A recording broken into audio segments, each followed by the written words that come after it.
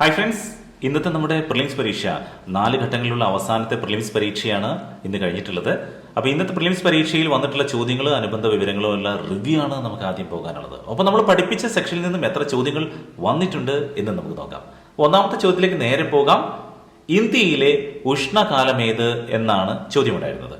ഇന്ത്യയിലെ ഉഷ്ണകാലമേത്? ഓക്കെ, നമ്മുടെ ആപ്ലിക്കേഷൻ ഉണ്ടായിരുന്നു റാങ്ക് പ്ലസ് എന്ന നമ്മുടെ ആപ്ലിക്കേഷനിൽ അനുബന്ധ വിവരങ്ങളിലൊക്കെ നമ്മൾ ഉൾപ്പെടുത്തിയിട്ടുണ്ട്. മാർച്ച് മുതൽ മെയ് വരെയാണ്. നമുക്കൊന്ന് സെർച്ച് ചെയ്യാം, ആപ്ലിക്കേഷനിലേക്ക് ക്വസ്റ്റ്യൻസ് ഉൾപ്പെടുത്തിയിട്ടുണ്ടോ എന്ന് നോക്കാം. അതിനുശേഷം അടുത്ത ചോദ്യത്തിലേക്ക് പോകാം. ഒരുപാട് ചോദ്യങ്ങളാണ് നമ്മുടെ ആപ്ലിക്കേഷൻ നമ്മൾ പഠിപ്പിച്ച സെക്ഷനിൽ നിന്നും വന്നിട്ടുള്ളത്. എല്ലാ പരീക്ഷയിലും നോക്കുക. ഇന്ത്യയിൽ ക്ലിക്ക് ചെയ്യൂ. ഇന്ത്യയിൽ ഉഷ്ണകാലം അനുഭവപ്പെടുന്നത് മാർച്ച് മുതൽ മെയ് വരെയാണ്. ഇത് മുൻ വർഷങ്ങളിൽ ചോദിച്ച ചോദ്യമാണ്, അതുകൊണ്ടാണ് താഴെ പ്രീവിയസ് ക്വസ്റ്റ്യൻസ് എന്ന് കാണിച്ചിട്ടുള്ളത്. മുഴുവൻ പ്രീവിയസ് ക്വസ്റ്റ്യൻസ് നമ്മൾ കവർ ചെയ്തിട്ടുണ്ട്. ഓക്കെ, അപ്പൊ ഈ ചോദ്യം വന്നിട്ടുണ്ട്. അടുത്ത രണ്ടാമത്തെ ചോദ്യത്തിലേക്ക് നമുക്ക് പോകാം. ഇന്ത്യയിലെ ഉത്തരേന്ത്യൻ സമതലങ്ങളിലെ പ്രധാന മണ്ണിനം ഏത്? അതാണ് ചോദ്യം കേട്ടോ. ഉത്തരേന്ത്യൻ സമതലങ്ങളിലെ പ്രധാന മണ്ണിനം ഏത് എന്നാണ് ചോദ്യം. ഓക്കെ, എക്കൽ മണ്ണാണ് ശരിയായ ഉത്തരം. നമുക്കൊന്ന് നോക്കാം. എക്കൽ മണ്ണുമായി ബന്ധപ്പെട്ടുകൊണ്ട് ഒരുപാട് ചോദ്യങ്ങൾ റിപ്പീറ്റ് ചെയ്ത് വന്നിട്ടുണ്ട്. അനുബന്ധമായ പോയിന്റുകൾ വന്നിട്ടുണ്ട്. അപ്പോൾ നമ്മളതൊന്ന് നമുക്ക് സെർച്ച് ചെയ്ത് നോക്കാം.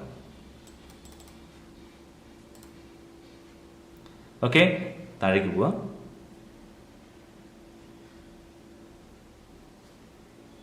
ഏറ്റവും കൂടുതൽ ഫലഭൂഷ്ഠതയുള്ള അതിന് തൊട്ട് മുമ്പുള്ള ചോദ്യം എടുത്ത് താഴെ പറയുന്നതിൽ നിന്നുള്ള.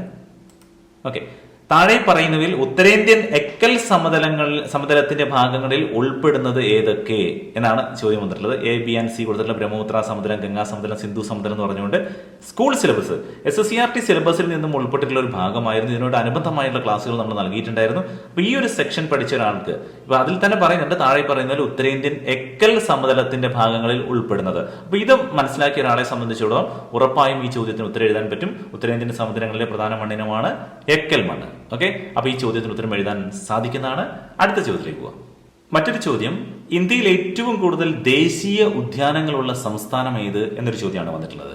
ഓക്കെ, കേരളം, ഗോവ, മധ്യപ്രദേശ്, ഗുജറാത്ത് ഇവയിൽ ദേശീയ ഉദ്യാനമാണ്. അത് മാറിപ്പോകരുത്, മധ്യപ്രദേശ് ആണ് ശരിയായ ഉത്തരം. ഓക്കെ, നമ്മളത് ഓൾറെഡി GK ടോപ്പിക്സ് 9 ജനുവരി 9, 2021 കൊടുത്ത GK ടോപ്പിക്സ് 9 ആ സംഭവം നമ്മൾ നൽകിയിട്ടുണ്ട്. വെബ്സൈറ്റിൽ തന്നെ വന്നിട്ടുണ്ട്.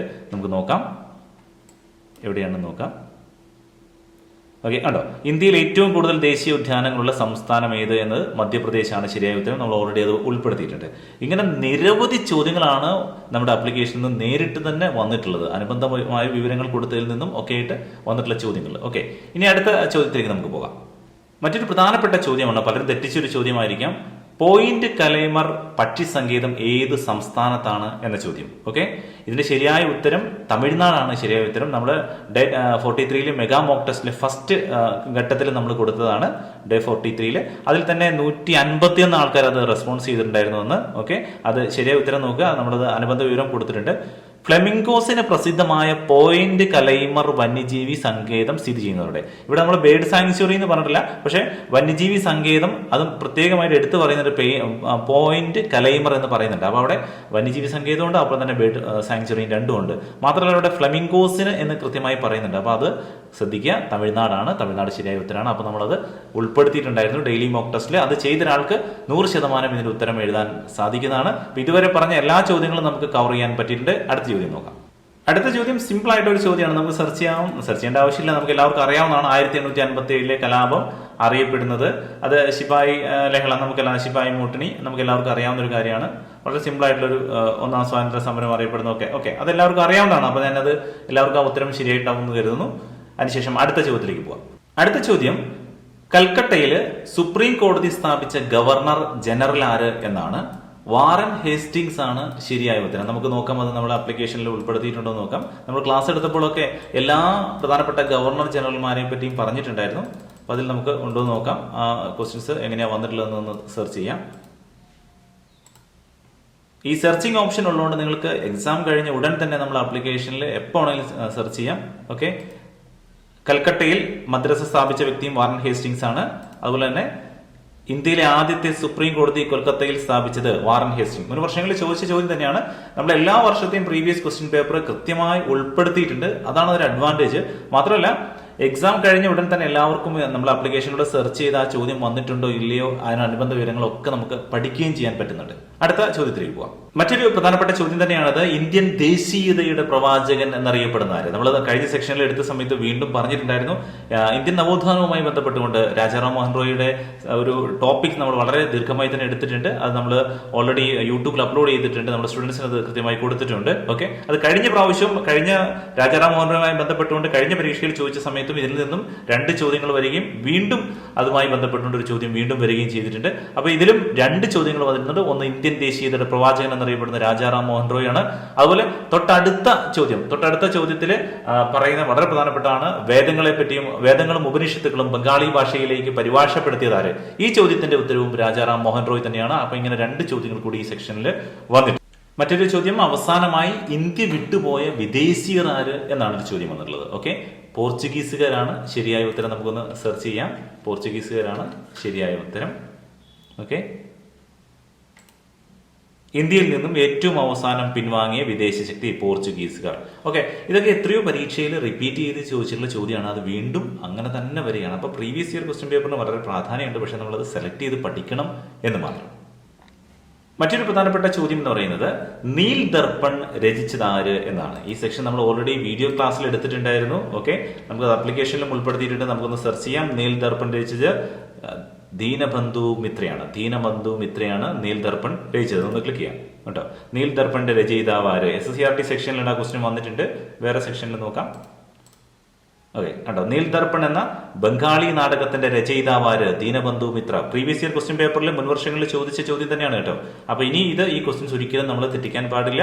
അപ്പൊ ഈ ചോദ്യങ്ങൾ ഓൾറെഡി നമ്മൾ ആപ്ലിക്കേഷനിൽ ഉൾപ്പെടുത്തിയിട്ടുണ്ടായിരുന്നു. ഓക്കെ, നീൽ ദർപ്പണിൽ ചിത്രീകരിച്ച കർഷകരുടെ പ്രശ്നങ്ങൾ ഏറ്റെടുക്കുകയും ഇന്ത്യയിലെമ്പാടും പ്രചരിപ്പിക്കുകയും ചെയ്ത സംഘടന ഇന്ത്യൻ അസോസിയേഷൻ. SSCRT സെക്ഷനിലാണ്. അപ്പൊ ഇങ്ങനെയുള്ള എല്ലാ ചോദ്യങ്ങളും സെക്ഷൻ വൈസ് നമ്മൾ ആപ്ലിക്കേഷനിൽ ഉൾപ്പെടുത്തിയിട്ടുണ്ടായിരുന്നു. ഓക്കെ, ഇനി നമുക്ക് മറ്റൊരു ചോദ്യം എന്ന് പറയുന്നത് ഇതിൽ തന്നെ ഉണ്ടായിരുന്നത് ഇന്ത്യയുടെ പ്രഥമ പൗരനായ ആദ്യ മലയാളി KR നാരായണൻ. ഓക്കെ, നമ്മുടെ രാഷ്ട്രപതിമാരെ പറ്റിയുള്ള വളരെ വിശദമായിട്ടുള്ള സെക്ഷൻ ഓൾറെഡി ഇട്ടിട്ടുണ്ട്. വെബ്സൈറ്റിൽ നോക്കിയാൽ കാണാം. എല്ലാ രാഷ്ട്രപതിമാരെ പറ്റിയുണ്ട്. ആപ്ലിക്കേഷൻ ഓപ്പൺ ചെയ്ത് ആപ്ലിക്കേഷനിൽ ഫ്രണ്ടിൽ തന്നെ നമ്മൾ രാഷ്ട്രപതിമാരെ പറ്റി ഹോം എടുത്തു കഴിഞ്ഞാൽ കാണാം. മുകളിൽ തന്നെയുണ്ട് അല്ല, എല്ലാ രാഷ്ട്രപതിമാരെ പറ്റി നമുക്ക് ഇതിനകത്ത് കാണാം. ഓക്കെ, അപ്പൊ അതിൽ ഓൾറെഡി ഉണ്ട്. നമുക്ക് അതിൽ നമ്മുടെ വെബ്സൈറ്റിൽ brilliantvindia.com പോയാൽ കാണാം. ഇന്ത്യയുടെ പ്രഥമ പൗരനായ ആദ്യ മലയാളി നമുക്ക് എല്ലാവർക്കും അറിയാം KR നാരായണൻ. ഉപരാഷ്ട്രപതിയായതിനു ശേഷം രാഷ്ട്രപതിയായ ആദ്യ വ്യക്തി. ഓക്കെ, ഇതെല്ലാ സെക്ഷനും നമുക്ക് ഓൾറെഡി ഉൾപ്പെടുത്തി കഴിഞ്ഞിട്ടുള്ളതാണ്. അതുകൊണ്ട് ആ ഒരു കുഴപ്പമില്ല. ആ സെക്ഷൻസ് ഒക്കെ ആളുകൾക്ക് ആൻസർ വളരെ ഈസി ആയിട്ട് ചെയ്യാവുന്നതും വളരെ എളുപ്പത്തിലുള്ള ചോദ്യങ്ങളുമാണ് വന്നിട്ടുണ്ടായിരുന്നത്.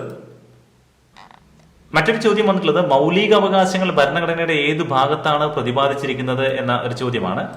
ഇതും നമ്മൾ ഓൾറെഡി കഴിഞ്ഞ എക്സാമിൽ വന്നിട്ടുള്ള സെയിം ക്വസ്റ്റ്യൻ വീണ്ടും റിപ്പീറ്റ് ചെയ്തിരിക്കുകയാണ്. ശരിക്കും ഈ എക്സാമിന്റെ പാറ്റേൺ മനസ്സിലാക്കിയ ആളുകൾക്ക് നന്നായി മാർക്ക് സ്കോർ ചെയ്യാൻ പറ്റിയ എക്സാമാണ്. ഇന്ത്യൻ ഭരണഘടന എത്രാമത്തെ ഭാഗത്തിലാണ് മൗലിക അവകാശങ്ങൾ ഉൾപ്പെടുത്തിയിരിക്കുന്നത്? 3ാമത്തെ ഭാഗത്താണ്. ഒരുപാട് തവണ പ്രീവിയസ് ക്വസ്റ്റ്യൻ പേപ്പറിൽ റിപ്പീറ്റ് ചെയ്ത് വന്നു. കഴിഞ്ഞ പരീക്ഷയിലും ചോദിച്ചു. ഇപ്പോൾ വീണ്ടും അത് തന്നെ ചോദിച്ചിരിക്കുന്നു. അപ്പൊ ആ ചോദ്യത്തിന് ഓൾറെഡി നമ്മൾ ഇതിൽ ഈ സെക്ഷനിൽ ഉൾപ്പെടുത്തിയിട്ടുണ്ട്. ഓക്കെ, അതേപോലെ തന്നെ മൗലിക അവകാശങ്ങൾ നിഷ്പ്രഭമാവുന്നത് എപ്പോഴാണ് എന്ന് മുൻവർഷങ്ങളിൽ ചോദിച്ചിട്ടുണ്ട്. അടിയന്തരാവസ്ഥ കാലത്താണ്. ഓക്കെ, അപ്പം അതും ഒരു പ്രധാനപ്പെട്ട ചോദ്യമാണ്. അങ്ങനെ ഒരു ക്വസ്റ്റ്യൻ വന്നാലും നിങ്ങളത് മനസ്സിലാക്കി വെക്കുക. മറ്റൊരു ചോദ്യം വന്നിട്ടുള്ളത് മൗലിക അവകാശങ്ങൾ ഭരണഘടനയുടെ ഏത് ഭാഗത്താണ് പ്രതിപാദിച്ചിരിക്കുന്നത് എന്ന ഒരു ചോദ്യമാണ്. ഇതും നമ്മൾ ഓൾറെഡി കഴിഞ്ഞ എക്സാമിൽ വന്നിട്ടുള്ള സെയിം ക്വസ്റ്റ്യൻ വീണ്ടും റിപ്പീറ്റ് ചെയ്തിരിക്കുകയാണ്. ശരിക്കും ഈ എക്സാമിന്റെ പാറ്റേൺ മനസ്സിലാക്കിയ ആളുകൾക്ക് നന്നായി മാർക്ക് സ്കോർ ചെയ്യാൻ പറ്റിയ എക്സാമാണ്. ഇന്ത്യൻ ഭരണഘടന എത്രാമത്തെ ഭാഗത്തിലാണ് മൗലിക അവകാശങ്ങൾ ഉൾപ്പെടുത്തിയിരിക്കുന്നത്? 3ാമത്തെ ഭാഗത്താണ്. ഒരുപാട് തവണ പ്രീവിയസ് ക്വസ്റ്റ്യൻ പേപ്പറിൽ റിപ്പീറ്റ് ചെയ്ത് വന്നു. കഴിഞ്ഞ പരീക്ഷയിലും ചോദിച്ചു. ഇപ്പോൾ വീണ്ടും അത് തന്നെ ചോദിച്ചിരിക്കുന്നു. അപ്പൊ ആ ചോദ്യത്തിന് ഓൾറെഡി നമ്മൾ ഇതിൽ ഈ സെക്ഷനിൽ ഉൾപ്പെടുത്തിയിട്ടുണ്ട്. ഓക്കെ, അതേപോലെ തന്നെ മൗലിക അവകാശങ്ങൾ നിഷ്പ്രഭമാവുന്നത് എപ്പോഴാണ് എന്ന് മുൻവർഷങ്ങളിൽ ചോദിച്ചിട്ടുണ്ട്. അടിയന്തരാവസ്ഥ കാലത്താണ്. ഓക്കെ, അപ്പം അതും ഒരു പ്രധാനപ്പെട്ട ചോദ്യമാണ്. അങ്ങനെ ഒരു ക്വസ്റ്റ്യൻ വന്നാലും നിങ്ങളത് മനസ്സിലാക്കി വെക്കുക. മുൻവർഷങ്ങളിൽ ചോദിച്ച ചോദ്യം തന്നെയാണ്. സ്വത്തവകാശം ഇപ്പോൾ ഏത് അവകാശമാണെന്നുള്ള കഴിഞ്ഞ പരീക്ഷയിലും ചോദിച്ചിട്ടുണ്ട്. അത് നിയമാവകാശമാണ്. നമുക്ക് കാണാം 1978 മൗലിക അവകാശങ്ങളിൽ നിന്ന് ഒഴിവാക്കിയ സ്വത്തവകാശം ഇപ്പോൾ ഡാഷാണ് നിയമാവകാശം. ഓക്കെ, അപ്പൊ അത് സ്വത്ത് സമ്പാദിക്കുവാനും സംരക്ഷിക്കുവാനുള്ള മൗലിക അവകാശത്തെ നിയമാവകാശമാക്കി മാറ്റിയ ഭരണഘടനാ ഭേദഗതി ഏത്? അങ്ങനെയും ഉണ്ട്. ഓക്കെ, അപ്പൊ ഇങ്ങനെയുള്ള ക്വസ്റ്റ്യൻസും അനുബന്ധ വിവരങ്ങളും ഓൾറെഡി നമ്മൾ ഉൾപ്പെടുത്തിയിട്ടുള്ളതാണ്. അത് തെറ്റിക്കാൻ പാടില്ല. ശ്രദ്ധിച്ച് ഇങ്ങനെയുള്ള കാര്യങ്ങളൊക്കെ തന്നെ പഠിക്കുക. 44ാം ഭരണഘടനാ ഭേദഗതി ഒക്കെ തന്നെ നമ്മൾ മനസ്സിലാക്കി വെക്കുക. ഓക്കെ, മറ്റൊരു പ്രധാനപ്പെട്ട ചോദ്യമാണ് അസ്പൃശ്യത, അതായത് അൺടച്ചബിലിറ്റി. നിരോധനം വ്യവസ്ഥ ചെയ്യുന്ന ആർട്ടിക്കിൾ ഏത് എന്നാണ് ചോദ്യം. അസ്പൃശ്യത നിരോധനം വ്യവസ്ഥ ചെയ്യുന്ന ആർട്ടിക്കിൾ, അൺടച്ചബിലിറ്റി. ആർട്ടിക്കിൾ 17 ആണ് ഇന്ത്യൻ ഭരണഘടനയുടെ ഏത് ആർട്ടിക്കിൾ പ്രകാരമാണ് തൊട്ടുകൂടായ്മ ഇല്ലാതാക്കിയത്? ആർട്ടിക്കിൾ 17. മുൻ വർഷങ്ങളിൽ ചോദിച്ചിട്ടുണ്ട് ചോദ്യം. ഇതേ ചോദ്യം തന്നെയാണ് പ്രീവിയസ് ഇയർ ക്വസ്റ്റ്യൻ പേപ്പറിൽ നമ്മൾ ഉൾപ്പെടുത്തിയിട്ടുള്ള സെക്ഷനാണ് ആർട്ടിക്കിൾ 17 ആണ്. അപ്പൊ ഇതുവരെ പറഞ്ഞ മുഴുവൻ ക്വസ്റ്റ്യൻസും നമ്മൾ അപ്ലിക്കേഷനിലും അതുപോലെ നമ്മുടെ ക്ലാസ്സുകളിലും എടുത്ത് കഴിഞ്ഞിട്ടുള്ള ചോദ്യങ്ങൾ തന്നെയാണ്. അടുത്ത ചോദ്യം എന്ന് പറയുന്നതും ഏത് അനുച്ഛേദം പ്രകാരം ഏർപ്പെടുത്തുന്ന അടിയന്തരാവസ്ഥയിലാണ് രാഷ്ട്രപതിക്ക് മൗലിക അവകാശങ്ങൾ റദ്ദ് ചെയ്യാനുള്ള അധികാരം എന്നാണ് വന്നിട്ടുള്ളത്. ഓക്കെ, അതുകൂടി നമുക്കൊന്ന് നോക്കിയാൽ അടുത്ത ക്വസ്റ്റ്യൻസ് ആണത്. അതേ വളരെ സിമ്പിൾ ആയിട്ടുള്ള ചോദ്യമാണ്. 352 അനുച്ഛേദമാണ്. 352 അനുച്ഛേദമാണ്. നമുക്കത് നോക്കിയാൽ കാണാം, ഇന്ത്യൻ ഭരണഘടനയിൽ അടിയന്തരാവസ്ഥ പ്രഖ്യാപനം ഏതു വ്യവസ്ഥയിലാണ് എന്ന രീതിയിൽ തന്നെ ആ ചോദ്യം മുൻ വർഷങ്ങളിൽ ചോദിച്ചിട്ടുണ്ട്. അപ്പോൾ പ്രീവിയസ് ക്വസ്റ്റ്യൻ പേപ്പറിൽ നമ്മൾ പറഞ്ഞിട്ടുണ്ട്. അത് മാത്രമല്ല, നമ്മളിത് വളരെ വിശദമായി എടുത്ത സെക്ഷനിലുള്ളതാണ്. വീഡിയോ ക്ലാസ്സുകളിലൊക്കെ തന്നെ പറഞ്ഞിട്ടുള്ള പോയിന്റ് തന്നെയാണ്. അപ്പോൾ ഇത് ഓൾറെഡി ഇത് പഠിച്ച ഒരാൾക്ക് വളരെ ഈസിയായി ഇതുവരെയുള്ള മുഴുവൻ ചോദ്യങ്ങൾക്കും ഉത്തരം എഴുതാൻ സാധിക്കുന്നതാണ്. അടുത്ത ചോദ്യത്തിലേക്ക് പോകാം. അടുത്ത ചോദ്യം, ഇന്ത്യയെ കണ്ടെത്തൽ എന്ന കൃതി രചിച്ചതാര് എന്നാണ്. വളരെ സിമ്പിൾ ആയിട്ടുള്ള ഒരു ചോദ്യമാണ്. എല്ലാവർക്കും ആൻസർ ചെയ്യാൻ പറ്റുന്ന ഒരു ചോദ്യം തന്നെയാണ്. നമുക്കറിയാം, ജവഹർലാൽ നെഹ്റു ആണ് ഇന്ത്യയെ കണ്ടെത്തൽ, അല്ലെ? നമുക്ക് എല്ലാവർക്കും അറിയാവുന്ന ഒരു കാര്യമാണ്. അതേപോലെ തന്നെ മറ്റ് അനുബന്ധമായ 1-2 പോയിന്റ് കൂടി നിങ്ങൾ മനസ്സിലാക്കുക. ഇത് ഒരുപാട് തവണ മത്സര പരീക്ഷയിൽ ചോദിച്ചിട്ടാണ്. കണ്ടെത്തൽ പഠനം എന്നൊരു ചോദ്യം വരെയാണ്. ഇന്ത്യയിൽ കണ്ടെത്തൽ എന്ന പുസ്തകം ജവഹർലാൽ നെഹ്റു സമർപ്പിച്ചത് ആർക്കാണെന്നറിയോ? അഹമ്മദ് കോട്ടയിലെ തടവുകാർക്കാണ്. ഇത് വരുംകാല മത്സര പരീക്ഷയിൽ ചോദിക്കാൻ സാധ്യതയുള്ള ഒരു ചോദ്യമാണ്. ഇത്തരത്തിൽ മുൻവർഷങ്ങളിൽ വന്നിട്ടുള്ള എല്ലാ ചോദ്യങ്ങളും കൃത്യമായി നമ്മൾ അവതരിപ്പിക്കുന്നത് നമ്മുടെ ആപ്ലിക്കേഷനിൽ.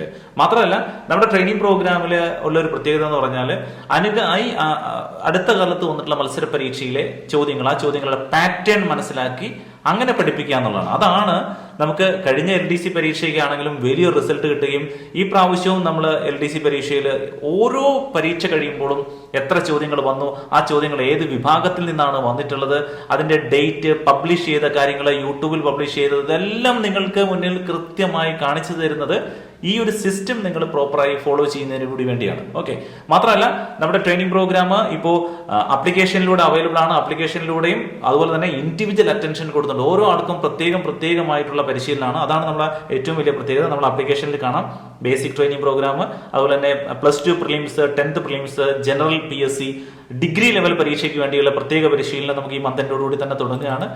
എല്ലാ രീതിയിലും. ഒപ്പം തന്നെ ഓരോ എക്സാം എഴുതി കഴിഞ്ഞാൽ അതിന്റെ കട്ട് ഓഫ് മാർക്ക് നിങ്ങൾക്ക് നിർണ്ണയിക്കാം. അതിൽ കിട്ടുന്ന നിങ്ങൾക്ക് എത്ര നെഗറ്റീവ് മാർക്ക് കിട്ടി, ഇങ്ങനെയുള്ള എല്ലാ കാര്യങ്ങളും മുൻവർഷ പരീക്ഷകൾ ഓരോന്നായി എഴുതുന്നതിനുള്ള പ്രീവിയസ് ഇയർ ക്വസ്റ്റ്യൻ പേപ്പറിന്റെ OMR എക്സാമിനേഷൻസുകൾ, അതും ഓരോ വർഷം തിരിച്ച് നിങ്ങൾക്ക് കൊടുത്തിട്ടുണ്ട്. ഓരോ വർഷത്തിലും വന്നിട്ടുള്ള ചോദ്യ പേപ്പറുകൾ ഏതൊക്കെയാണ്, അതെല്ലാം നമ്മൾ ഇതിൽ കൊടുക്കുന്നുണ്ട്. LDC, അങ്ങനെ ഓരോ പരീക്ഷകളും എത്ര തവണ ഏത് വർഷം വന്നത്, ഇങ്ങനെയുള്ള എല്ലാ കാര്യങ്ങളും വിശദമായി നമ്മൾ പഠിപ്പിക്കുന്നത് കൊണ്ട് മാത്രമാണ് നമ്മുടെ വിദ്യാർത്ഥികൾക്ക് ഇത്രയും വലിയ റിസൾട്ട് ഉണ്ടാവുന്നത്. ഇപ്പൊ നമ്മൾ ക്വസ്റ്റ്യൻസ് വന്നു എന്ന് എല്ലാവരും പറയുന്നതല്ലാതെ ഓരോന്നും എവിടെ നിന്ന് വന്നു എന്ന് വീഡിയോ സഹിതം ഡേറ്റും ടൈമും അടക്കം കാണിച്ചു കൊടുക്കാൻ പലർക്കും പറ്റുന്നില്ല. നമുക്ക് നോക്കിയാൽ അറിയാം, നമ്മുടെ ഈ കഴിഞ്ഞ 3 പരീക്ഷയിൽ ആറ്റിങ്ങൽ കലാപം എന്ന നമ്മുടെ ഒരു വീഡിയോയിൽ നിന്ന് വന്നിട്ടുള്ള 6 ചോദ്യങ്ങളാണ് വെറും 14 മിനിറ്റ് മാത്രം നീണ്ടു നിൽക്കുന്നത്. അതേപോലെ റിനൈസൻസ് വിഭാഗത്തിൽ നിന്ന് നമ്മൾ പഠിപ്പിച്ച സെക്ഷനിൽ നിന്ന് 4 ചോദ്യങ്ങളാണ് വന്നിട്ടുള്ളത് ചെറിയ വീഡിയോകളിൽ നിന്ന്. അവിടെയാണ് ഇതിന്റെ ഒരു ഏറ്റവും വലിയ പ്രത്യേകത എന്ന് പറയുന്നത്. അപ്പൊ നമ്മുടെ ഈ അഡ്വാൻസ് ലെവൽ ട്രെയിനിങ് പ്രോഗ്രാം, അതായത് +2 പ്രിലിംസ്, +2 പരീക്ഷകൾക്കുള്ള മെയിൻസ്, അതുപോലെ LDC, LGS പോലുള്ള പരീക്ഷകൾക്ക് ആവശ്യമായിട്ടുള്ള മെയിൻ പരീക്ഷകൾ, അതുപോലെ ഡിഗ്രി ലെവലുള്ള പരീക്ഷകൾക്കുള്ള പ്രിലിംസ്, ഇതിന്റെ എല്ലാം ഉൾപ്പെടുന്ന ഒരു ട്രെയിനിങ് പ്രോഗ്രാമാണ് നമ്മൾ ആപ്ലിക്കേഷനിലൂടെ നൽകിക്കൊണ്ടിരിക്കുന്നത്. ആപ്ലിക്കേഷനിൽ ഓരോ തവണ ഓരോ കോഴ്സ് എടുക്കാനും പൈസ കൊടുക്കേണ്ട ആവശ്യമില്ല. ഒറ്റ തവണ 1 ടൈം ഫീസ് അടച്ചു കഴിഞ്ഞാൽ ഈ ക്ലാസ്സുകളെല്ലാം നിങ്ങൾക്ക് കിട്ടും. മാത്രമല്ല, ഇൻഡിവിജ്വൽ ആയിട്ട് ഓരോ സെക്ഷനും നിങ്ങൾ പഠിച്ചിട്ടുണ്ടോ എന്ന് നിങ്ങൾക്ക് ചോദിക്കുന്ന സംശയങ്ങൾ ക്ലിയർ ചെയ്യും. അതിനുവേണ്ടി ഓരോ സെക്ഷനിലും അധ്യാപകർ നിങ്ങൾക്ക് ഇൻഡിവിജ്വൽ ട്രെയിനിങ് നൽകുന്ന രീതിയിലാണ് നമ്മൾ ക്ലാസ്സുകൾ കൊടുത്തുകൊണ്ടിരിക്കുന്നത്. അപ്പോൾ നമ്മുടെ ഈ കോഴ്സിനെ പറ്റി ആർക്കെങ്കിലും ക്ലാസ്സുകൾ ലാസ്റ്റ് ബാച്ചാണ് ഇപ്പോൾ നടന്നുകൊണ്ടിരിക്കുന്നത്. ഈ ലാസ്റ്റ് ബാച്ചിലേക്ക് ബേസിക് കോഴ്സ് ഉണ്ടായിരുന്നു. ബേസിക് കോഴ്സ് ഇപ്പോൾ ഫുൾ ആയി കഴിഞ്ഞിരിക്കുകയാണ്. അഡ്വാൻസ് ലെവൽ കോഴ്സിലേക്ക് താല്പര്യമുള്ളവർക്ക് ഞങ്ങളുടെ 99955847 എന്നുള്ള കസ്റ്റമർ കെയർ നമ്പറിൽ വിളിക്കാവുന്നതാണ്. അല്ലെങ്കിൽ വാട്സ്ആപ്പ് ചെയ്യാം. വിളിച്ചു കഴിഞ്ഞാൽ ടീച്ചേഴ്സ് അതിന്റെ ഡീറ്റെയിൽ നിങ്ങൾക്ക് നൽകുന്നതാണ്. അടുത്ത പ്രധാനപ്പെട്ട ചോദ്യങ്ങൾ ഏതൊക്കെയാണ് എന്ന് നമുക്ക് നോക്കാം. വളരെ പ്രധാനപ്പെട്ട ചോദ്യങ്ങൾ അത് തൊട്ടടുത്ത വീഡിയോയിൽ തന്നെ നമ്മൾ ഇപ്പോൾ തന്നെ ഇടുന്നതാണ്. ഒരുപാട് ചോദ്യങ്ങൾ ഈ ആപ്ലിക്കേഷനിൽ നിന്നും നമ്മൾ പഠിപ്പിച്ച സെക്ഷനിൽ നിന്നും വന്നിട്ടുണ്ട്.